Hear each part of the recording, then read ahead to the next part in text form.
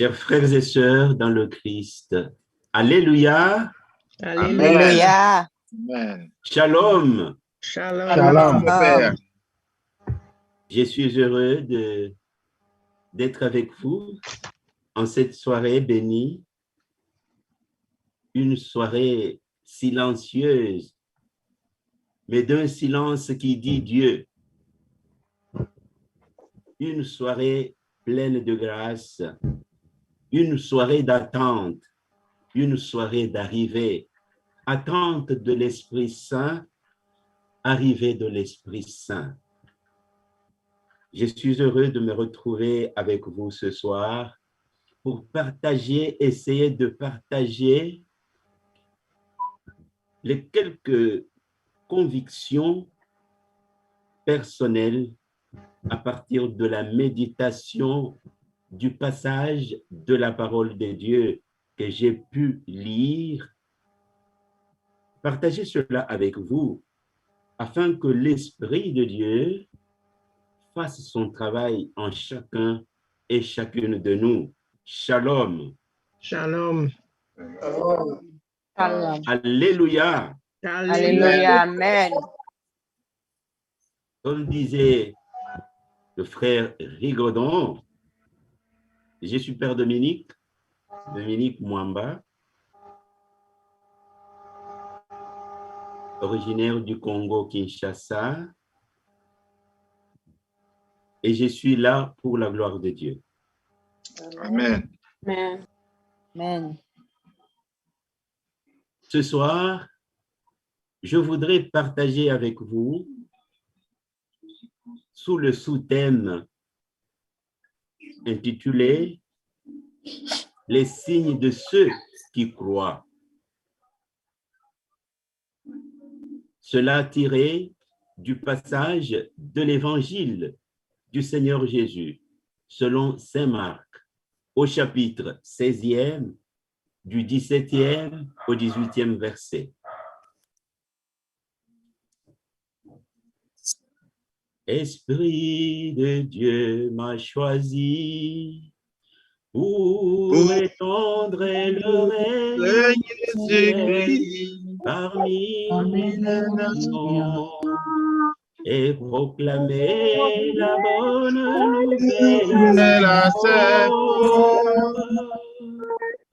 j'exulte de joie en Dieu mon Sauveur.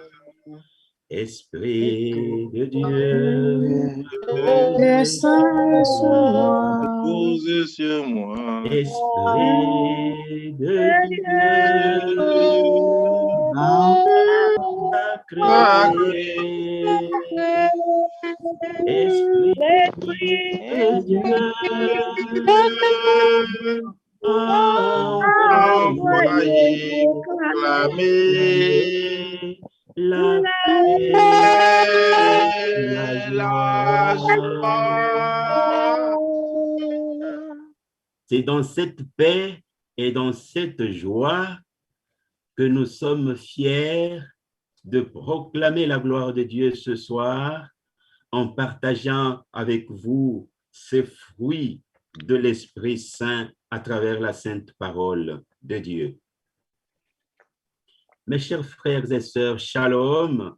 Shalom. Alléluia. Alléluia. Amen. D'entrée de jeu, permettez-moi de faire une petite mise au point à titre introductif. En effet, le but et l'essentiel des 7 dons ou des fruits de l'Esprit Saint dont nous avons eu le bonheur et la grâce d'être guidés en méditation tout le long de la semaine par les élogieux et enseignements dispensés par nos frères et sœurs, c'est en fait, j'allais dire, le but et l'essentiel, c'est la transformation, le changement de notre cœur en cœur que Dieu aime.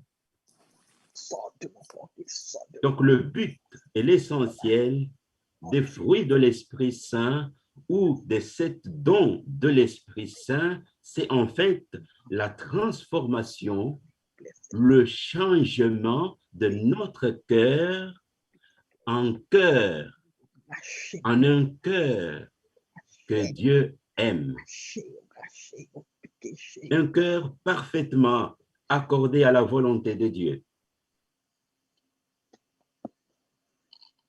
Et donc, qui reçoit, comme nous sommes sur cette plateforme ce soir, comme nous recevons, nous avons reçu, nous recevons et nous recevrons davantage les dons de l'Esprit Saint,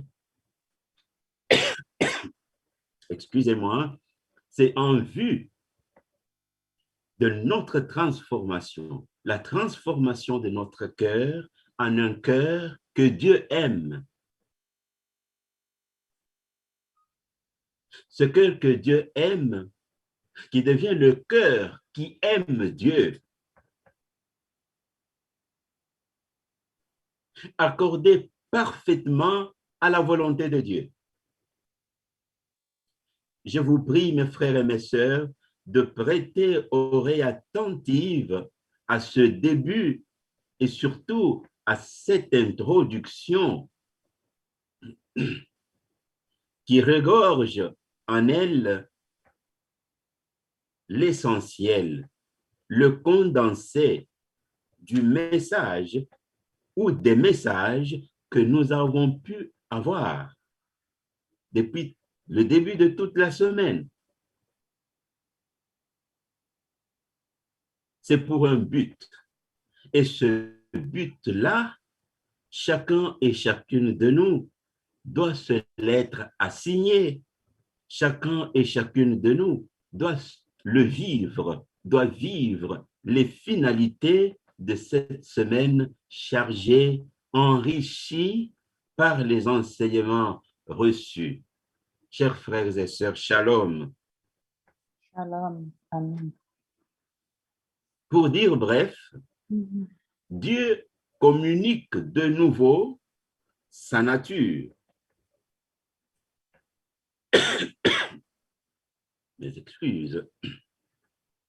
Dieu communique de nouveau sa nature divine aux hommes et aux femmes dont la nature humaine, bien entendu, était déchue, corrompue, défigurée par le péché. Alors il se décide, le Seigneur, dans sa miséricorde sans borne, il se décide de communiquer de nouveau sa nature divine à travers les 7 dons, à travers la présence divine, la présence de l'Esprit Saint, afin que ces hommes et ces femmes soient renouvelés par lui, en lui. Ainsi donc, l'homme au sens de l'humain, devenu capable de Dieu, comme dit le catéchisme de l'Église catholique, capax Dei, capable de Dieu, capable de dire Dieu, capable de manifester Dieu, capable d'être, de communiquer comme Dieu, parce que désormais Dieu en lui, cet homme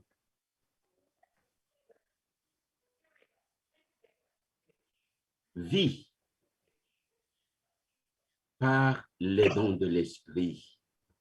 Et de manière brève, je m'en vais dire que par le don de sagesse, cet homme renouvelé est appelé à voir avec les yeux de Dieu et entendre avec les oreilles de Dieu, par le don de sagesse.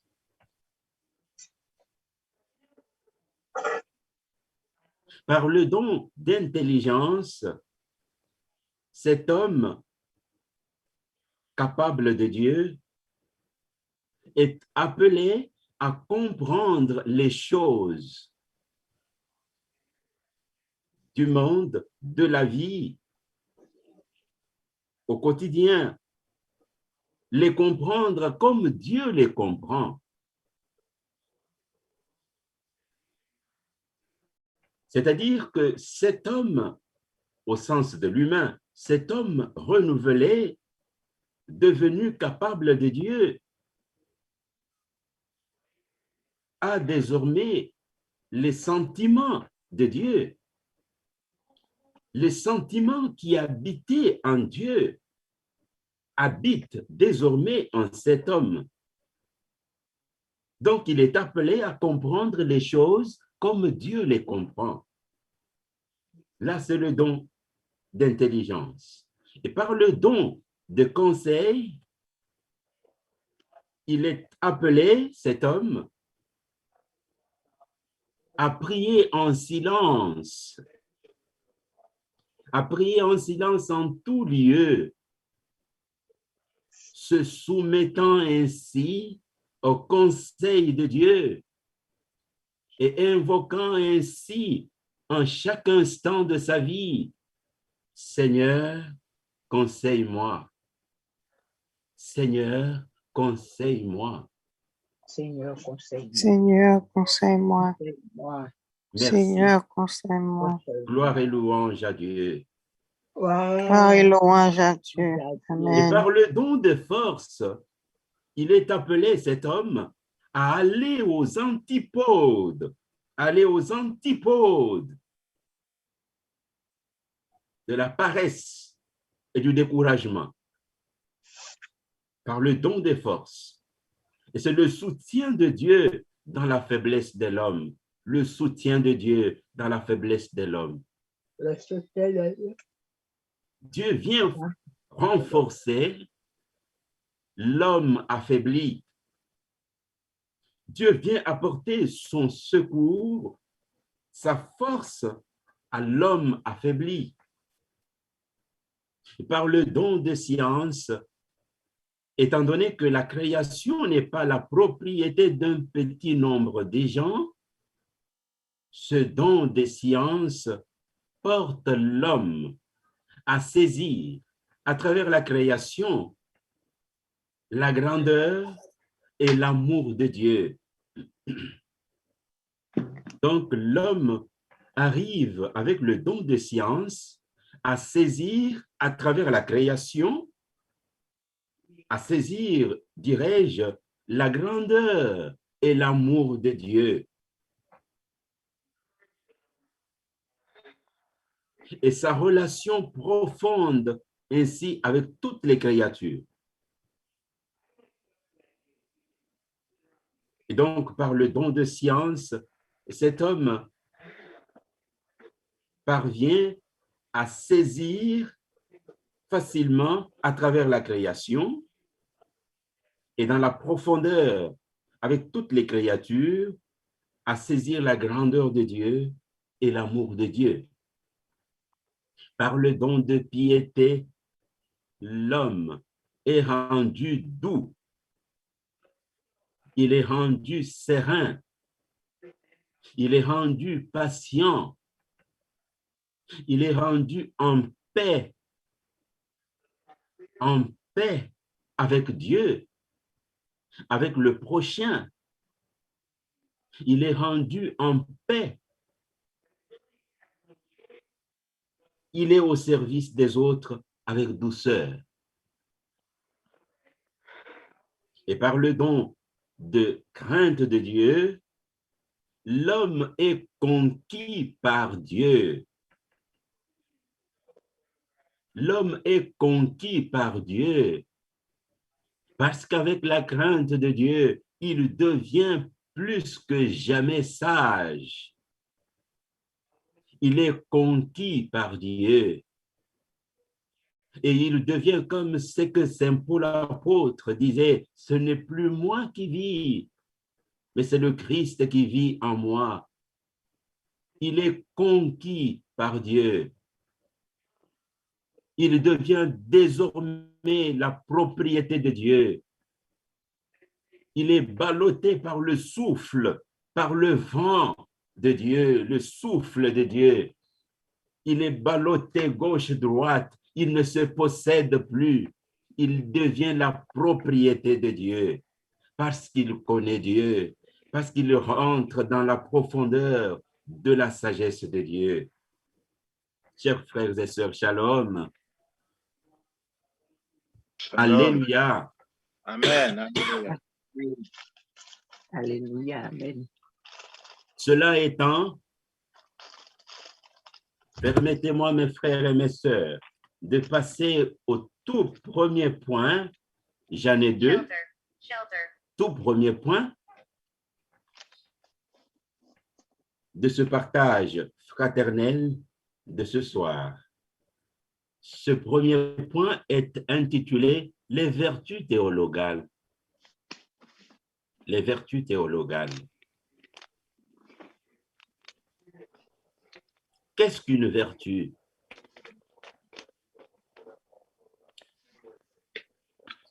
Une vertu, pour parler en ce domaine bien précis, notre domaine spirituel, une vertu, c'est une disposition particulière, une disposition spirituelle à agir avec constance, sinon persévérance, en accord avec la loi divine. Donc, agir avec constance ou persévérance, en accord avec la loi divine. C'est ce qui veut dire vertu. Et bien entendu, vertu spirituelle. En effet, les vertus théologales, elles sont au nombre de 3. La foi, l'espérance et la charité, que nous lisons de manière distincte dans la première lettre de Saint Paul apôtre aux Corinthiens, chapitre 13, verset 13. Je disais, les vertus théologales sont alors des dispositions spirituelles qui doivent guider les hommes et les femmes dans leur rapport, leur relation au monde et à Dieu. Donc, des dispositions spirituelles, n'est-ce pas, qui nous guident dans nos relations avec Dieu et avec le monde. Donc, désormais, sous la conduite ou la lumière de Dieu, elles sont données par Dieu lui-même. Donc, les vertus théologales, la foi, l'espérance et la charité sont données par Dieu lui-même. Donc, ils sont le don particulier de Dieu.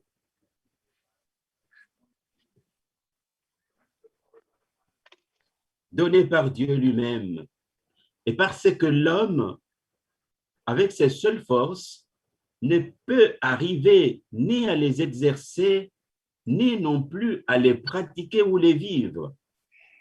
Donc, l'homme, par ses propres forces, ne peut pas arriver à les exercer, à les pratiquer, ni non plus à les vivre. Donc, comme c'est un don de Dieu, et Dieu prend soin de l'homme. Dieu prend soin de ses dons en l'homme et pour l'homme. Elles constituent des cancers, donc ensemble, elles constituent le principe même de la vie chrétienne. Les vertus théologales constituent le principe même de la vie chrétienne. Comme telles accueillies ainsi comme un don gratuit de Dieu, elle nous donne de rejoindre dans l'intimité de notre personne la communion des trois personnes divines. Alors, vous voyez, mes frères et mes sœurs, que ces dons de Dieu, les vertus théologales, nous donnent, n'est-ce pas, de rejoindre dans l'intimité de notre personne la communion des trois personnes divines. Donc, nous rentrons dans le concert, pour ne pas dire le cercle de la communion des trois personnes divines, le Père, le Fils et l'Esprit Saint.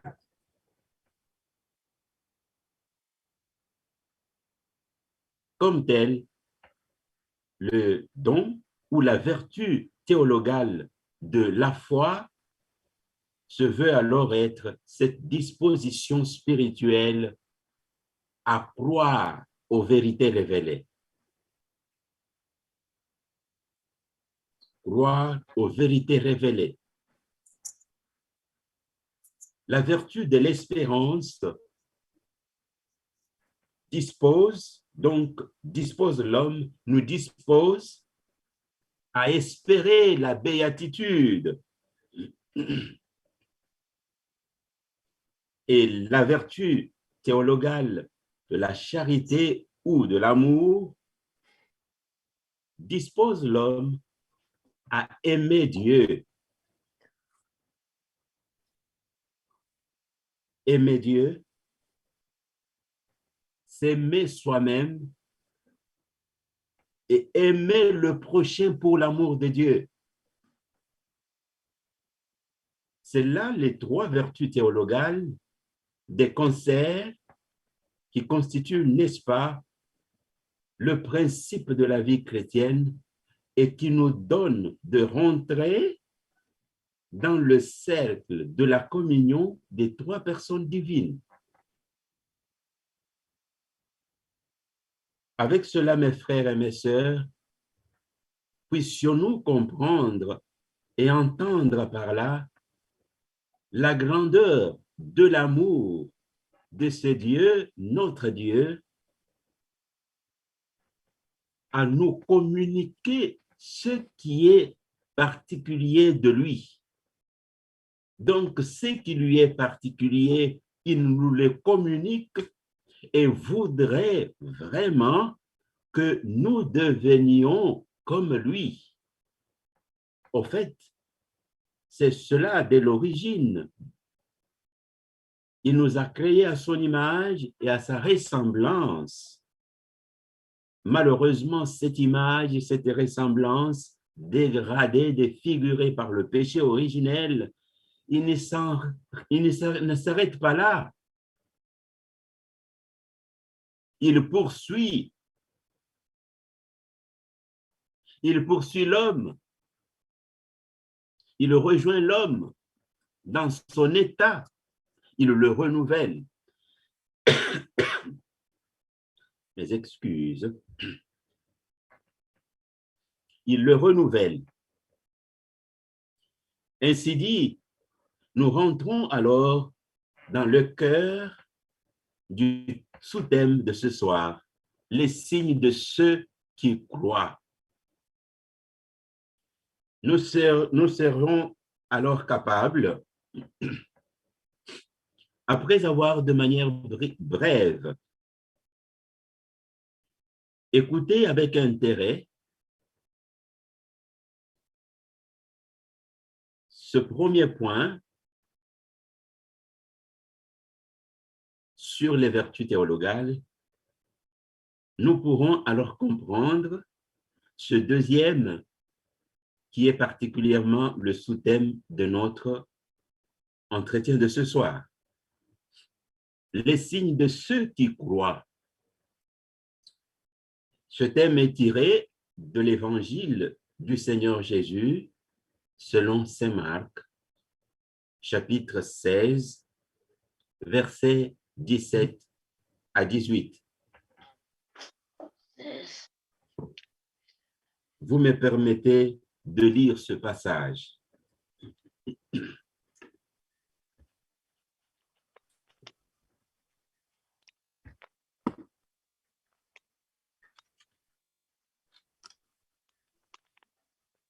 Chapitre 16, verset 17, dit ceci. Et voici les signes qui accompagneront ceux qui auront cru. En mon nom, ils chasseront les démons, ils parleront en langue nouvelle. Verset 18.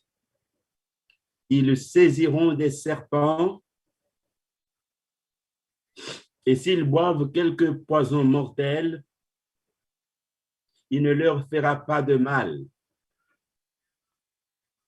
Ils imposeront les mains aux infirmes, et ceux-ci seront guéris. Alléluia. Amen, amen. Mes frères et mes sœurs, dans le Christ Jésus ressuscité, dans les circonstances bien élucidées, celles de la résurrection du Seigneur Jésus en général, et plus particulièrement les circonstances de la succession des apparitions du Maître à ses disciples, les disciples, lesquels disciples deviendront les porteurs du message sacré et incorruptible du salut éternel, se déroule alors cette précision faite par le Seigneur.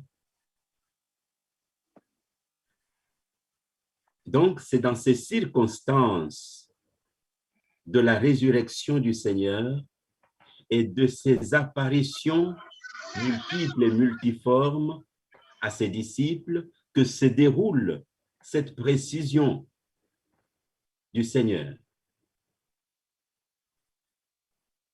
Il donne les signes qui vont accompagner ceux et celles qui l'ont accueilli dans leur vie. Ceux et celles qui l'ont accepté dans leur vie. À titre de rappel, à cette époque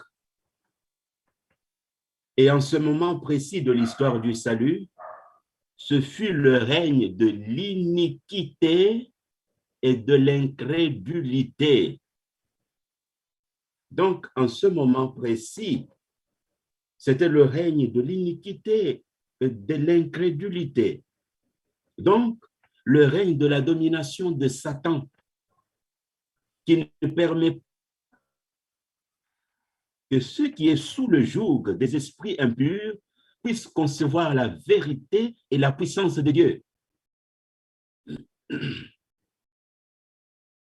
C'est alors que Dieu révèle dès maintenant sa justice. C'est alors que Dieu révèle dès maintenant sa grandeur et sa gloire. Et c'est cela, mes frères et mes sœurs, qui va transparaître dès lors au début du ministère public du Seigneur Jésus. Cette volonté de Dieu, cette justice de Dieu révélée, cette puissance et cette gloire de Dieu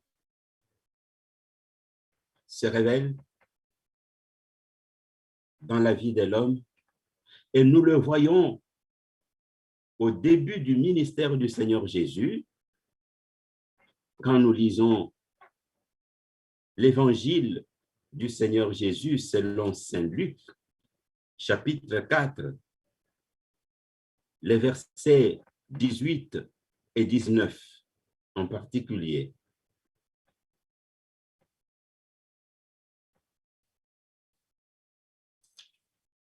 Ce qui est dit,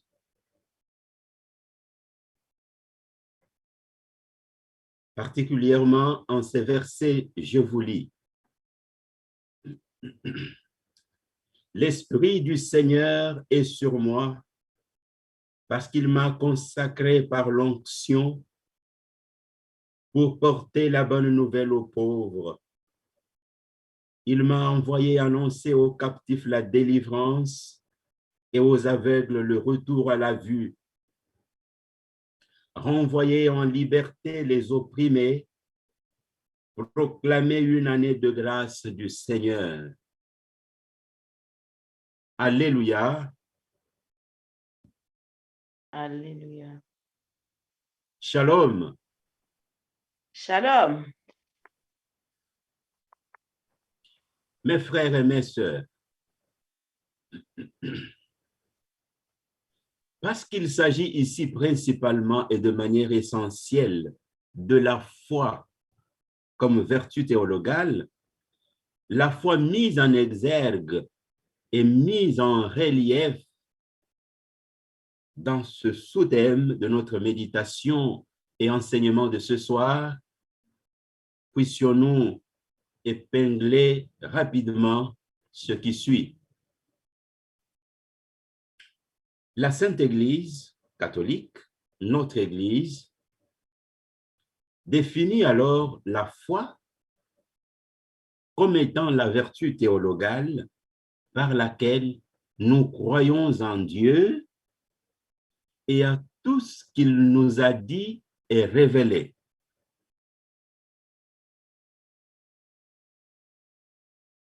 Donc, par lequel nous croyons en Dieu et à tout ce qu'il nous a dit et révélé. Et que la Sainte Église aussi nous propose à croire. Pourquoi? Parce que Dieu est la vérité même. Ainsi, par la foi, l'homme s'en remet tout entier et librement à Dieu.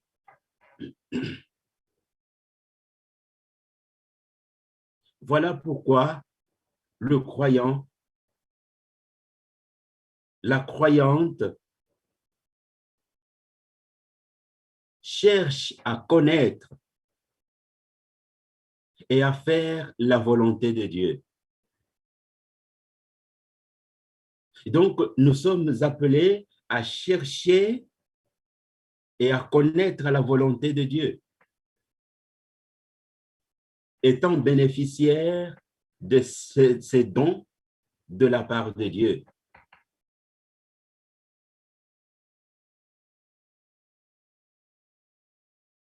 Et comme tel, loin d'être une information théorique sur Dieu, la foi devient alors cette relation que la personne accepte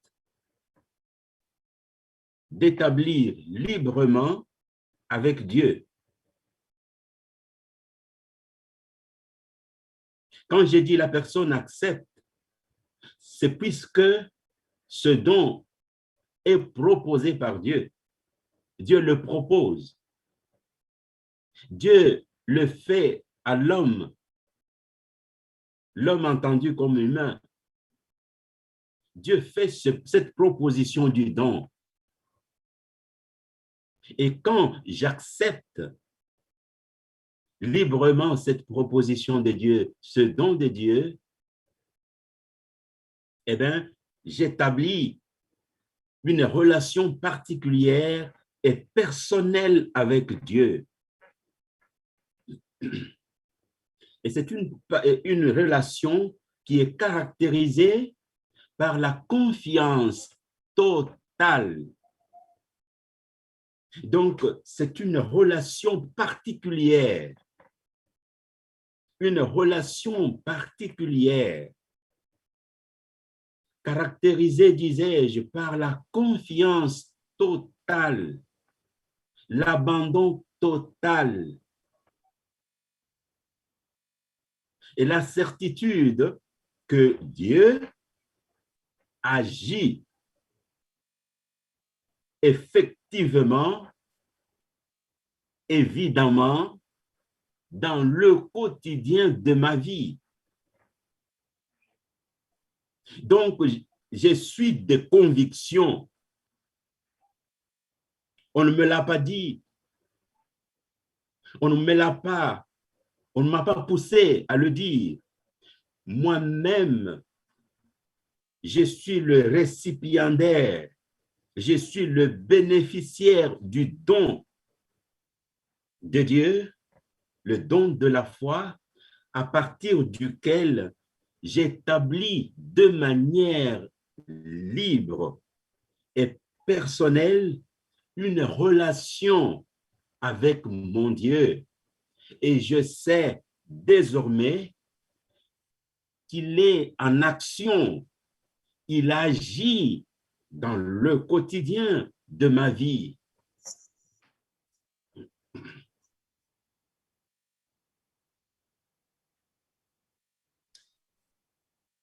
C'est alors que notre première référence de Marc 16, 17 à 18 devient à ce niveau non seulement le socle, mais aussi et surtout le point focal, la toile de fond, l'essentiel, le but et l'accomplissement même de la dispensation des dons de l'Esprit Saint sur les apôtres.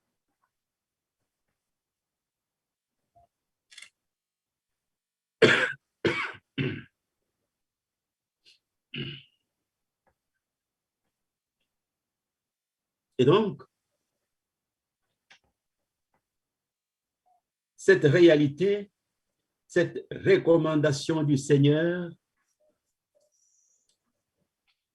cette note précise du Seigneur pour ceux qui auront cru.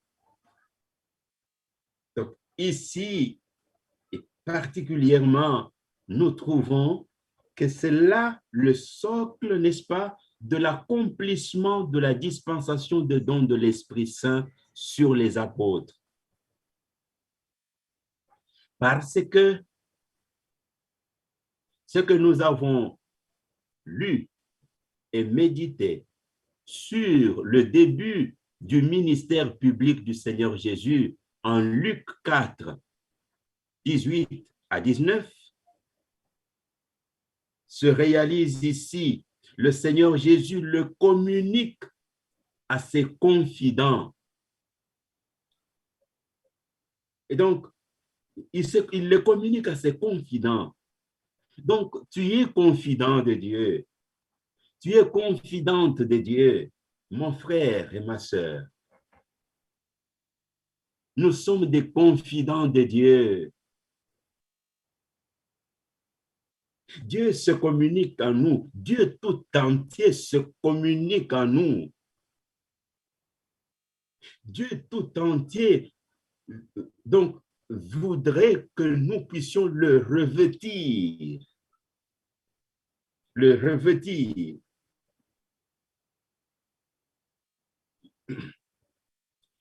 Ainsi, la mission et le pouvoir que le Seigneur Jésus assigne à ses disciples révèle d'ores et déjà qu'il veut faire d'eux, donc il veut faire de ses disciples, les autres Christ. Alléluia. Alléluia. Amen. Le Seigneur Jésus veut faire de nous, qui sommes aujourd'hui ses disciples, il veut faire de nous les autres Christ. Parce qu'il communique tout ce qui est de lui à l'homme. Il met tout ce qui est de lui en l'homme. Et cet homme qui reçoit de Dieu devient Dieu, pour ne pas dire petit Dieu. Cet homme, au sens de l'humain bien entendu, qui reçoit de Dieu, est appelé à vivre comme Dieu, à vivre avec Dieu, à vivre en Dieu, à communiquer, à voir, à regarder, à entendre, à parler, à agir en Dieu, avec Dieu et comme Dieu.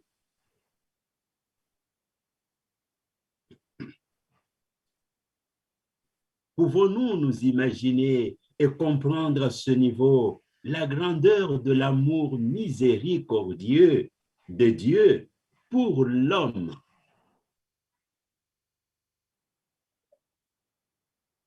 Donc la miséricorde de Dieu n'a pas d'entrave, n'a pas de bornes.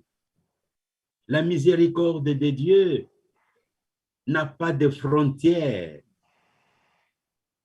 Donc Dieu qui voudrait rétablir l'homme dans son image originale et originelle, le rend particulièrement comme lui. Donc, il rend l'homme à sa dimension divine pour pouvoir faire de lui son interlocuteur. Dieu fait de nous ses interlocuteurs après nous être remplis de ses dons. Il fait de nous ses interlocuteurs, ces personnes capables de communiquer, de mettre sur la même longueur d'onde que lui.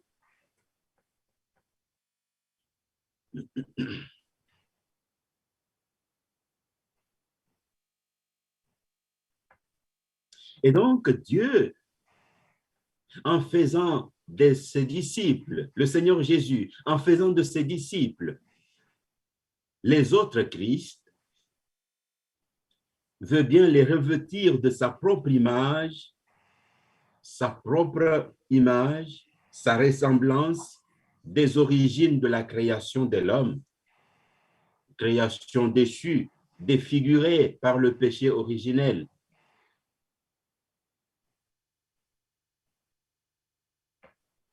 C'est ce qu'il explique mieux en lisant ce passage de l'Évangile, qui est en fait le passage du livre prophétique d'Isaïe. Et en ce moment particulier, la suite de ce passage de Luc 4, 18 à 19, la suite nous montre qu'il dit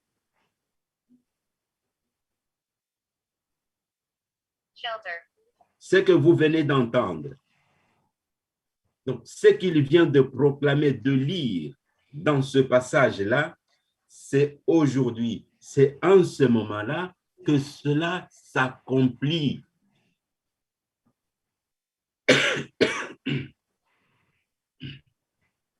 Donc, il voudrait dire que lui-même est l'accomplissement parfait de cette parole prophétique. Il est l'accomplissement de toutes ces prophéties. C'est aujourd'hui que cela s'accomplit. Il referme le livre sacré et il s'assoit. Mes frères et mes sœurs,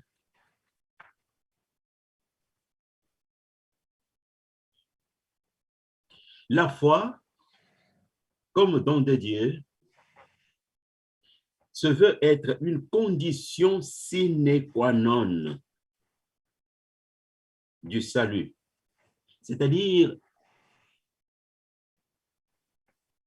la foi est cette condition sans laquelle il n'y a pas lieu de salut. Condition sine qua non du salut. Ça, c'est la foi. Et à l'inverse, l'incrédulité est la cause de la condamnation.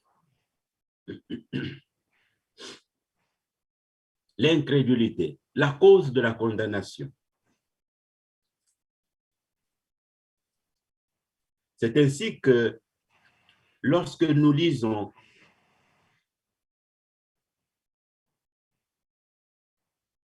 le verset 16 du chapitre 16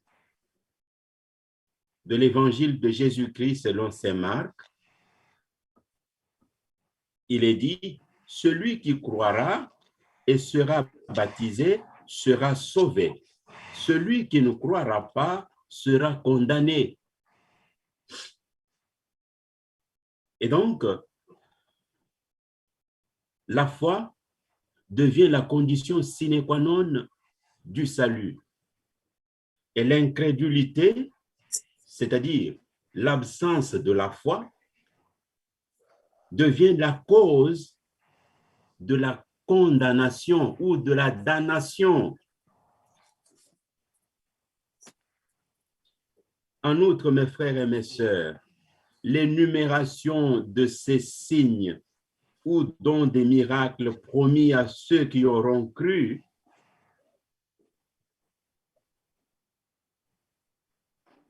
ne se passe point, on ne le retrouve plus point ailleurs dans les discours du Seigneur Jésus. On le retrouve particulièrement ici.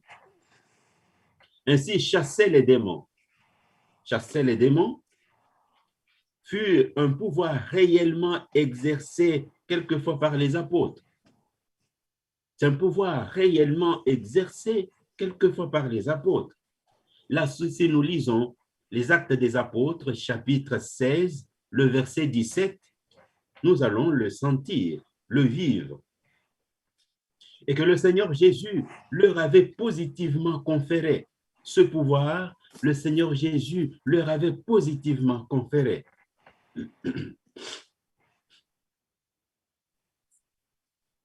Là, nous pouvons aussi lire Matthieu 10, le verset 1 et suivant.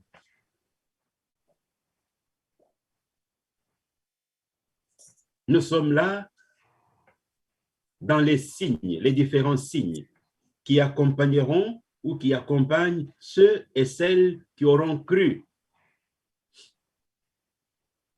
Sans oublier que les porteurs du message qui accompagneront ou plutôt qui amènera les gens à croire sont déjà ceux et celles qui auront cru en premier lieu et qui sont capables maintenant de transmettre ce qu'ils sont devenus, je dis bien ce qu'ils sont devenus aux autres.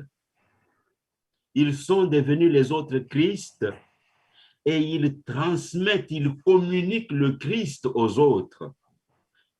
Voilà comment nous qui avons accueilli Dieu dans notre vie, qui l'avons accepté, nous qui croyons, nous sommes plus que jamais appelés parce que déjà convertis, parce que déjà devenus les autres Christ, nous sommes plus que jamais appelés à communiquer le Christ aux autres et non communiquer autre chose. Parce que désormais, nous l'avons vu précédemment, déjà depuis l'introduction de cet enseignement, avec les différents dons de l'Esprit Saint, nous avons vu comment Dieu prend possession de nous. Comment désormais nous sommes les autres Christ. Comment il se communique à nous et fait de lui-même nous. Donc, il voudrait qu'il soit nous, que nous soyons lui. que nous vivons cette communion comme celle qui existe entre les trois personnes divines, le Père, le Fils et l'Esprit Saint. Ainsi, parler des langues nouvelles, c'est toujours des signes qui accompagnent. Parler des langues nouvelles, c'est parler des langues non apprises d'une manière naturelle. Parler des langues non apprises d'une manière naturelle.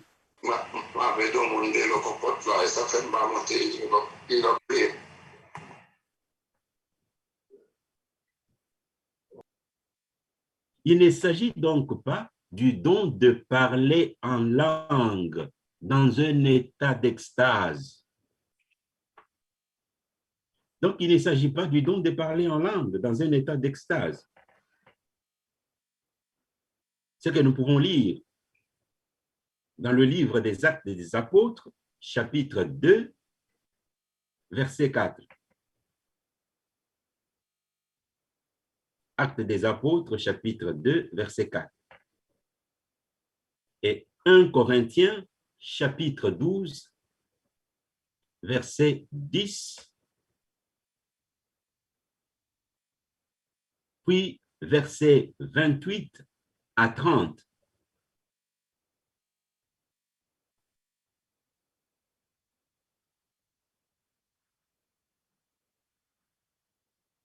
Et aussi le chapitre 14 de la première lettre de Saint Paul, apôtre aux Corinthiens, chapitre 14, verset 1 et suivant. Mes frères et mes sœurs, mais il s'agit bel et bien de ces nouvelles capacités.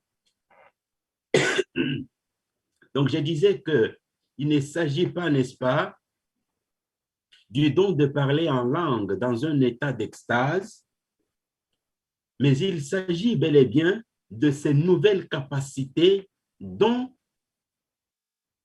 les disciples ou ceux qui auront cru au message du salut apporté par les disciples, et donc, dont ils sont revêtus par l'Esprit Saint et qui les renouvelle par rapport à l'incrédulité dont ils ont été objets et reprochés par les maîtres. Rappelons-nous que le Seigneur Jésus, dans ce contexte des apparitions à répétition à ses disciples, il leur reproche l'incrédulité.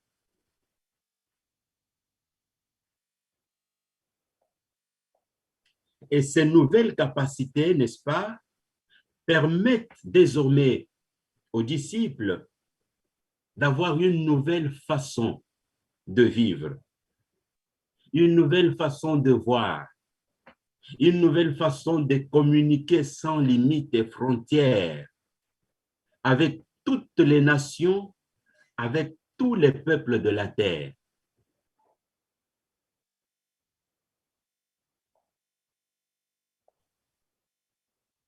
C'est ainsi que chacun de ses disciples, chacun et chacune de nous devra être capable, n'est-ce pas, d'entendre ceux et celles qui reçoivent le message du salut. Ils devront être capables, n'est-ce pas, chacun et chacune d'entendre ce message dans sa propre langue ou dialecte.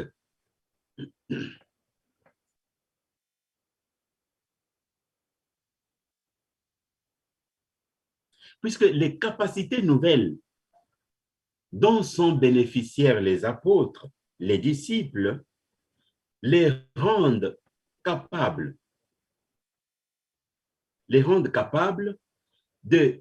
de communiquer avec quiconque les rencontre.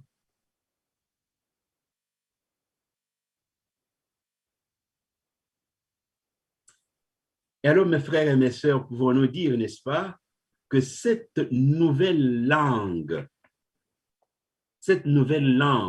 que j'appelle langue transfrontalière, c'est une langue qui va au-delà des frontières, qui va au-delà des limites. Cette nouvelle langue dont est capable d'entente, d'écoute tous les peuples de la terre, toutes les nations de la terre, c'est l'amour. Et l'amour, c'est Dieu lui-même.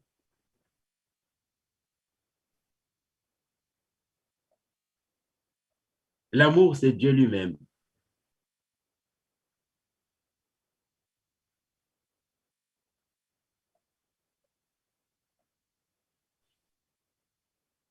Pourquoi Dieu lui-même? Parce qu'ils sont revêtus de Dieu. Ils sont devenus des créatures nouvelles. Et le Maître de l'univers, le Seigneur Jésus, confie alors aux siens le pouvoir de braver tous les dangers de la vie. Il leur confie le pouvoir de braver tous les dangers de la vie. Donc le Seigneur Jésus, ce soir, par la présence de l'Esprit Saint, nous communique le pouvoir, nous donne le pouvoir de braver tous les dangers de la vie. Saisir les serpents avec les mains, prendre un breuvage mortel sans éprouver aucun mal, guérir les malades. Voilà, chers frères et sœurs, le grand héritage spirituel du Seigneur Jésus aux siens, à son Église. Peu avant son ascension au ciel, qui intervient aussitôt dans le verset 19 de notre passage fondamental de ce soir. Ainsi, étant renouvelés par les dons de l'Esprit Saint, ils sont envoyés en mission, les disciples. Nous aussi, ce soir, recevons de nouveau l'Esprit Saint, les dons de l'Esprit Saint. De manière particulière, nous sommes envoyés en mission. Envoyés en mission. Nous revivons le début du ministère. Nous devons revivre le début du ministère du Seigneur. Et rappelez-vous toujours ce passage du début du ministère du Seigneur, la mission que Dieu lui assigne de délivrer, de donner la liberté, de chasser, de rendre en état pur ce qui a été dénaturé. Voilà pourquoi Pentecôte est le début de la mission de l'Église, est le début de l'Église. Pentecôte que nous sommes en train de vivre déjà parce que nous goûtons au don du Saint-Esprit dès ce soir et sur cette plateforme. Voilà pourquoi Pentecôte est le début de l'Église, est le début de notre mission, toujours à renouveler dans notre vie. Et c'est sur cette note que nous terminons ce partage en rendant grâce au Seigneur, en vous remerciant pour votre attention soutenue, en implorant l'Esprit Saint sur chacun et chacune de vous, afin que nos cœurs ne cessent de se renouveler, afin que nous soyons toujours prêts et prêtes de communiquer cette nouvelle manière d'être et de vivre à nos frères et sœurs, appelés eux aussi à la transformation. Je vous dis merci et nous disons Amen pour la gloire de Dieu. Amen. Amen. Merci beaucoup, mon Père. Merci, mon Père, pour te bénir. Que Dieu te bénisse en abondance. Amen. Mon Père. Amen. Amen.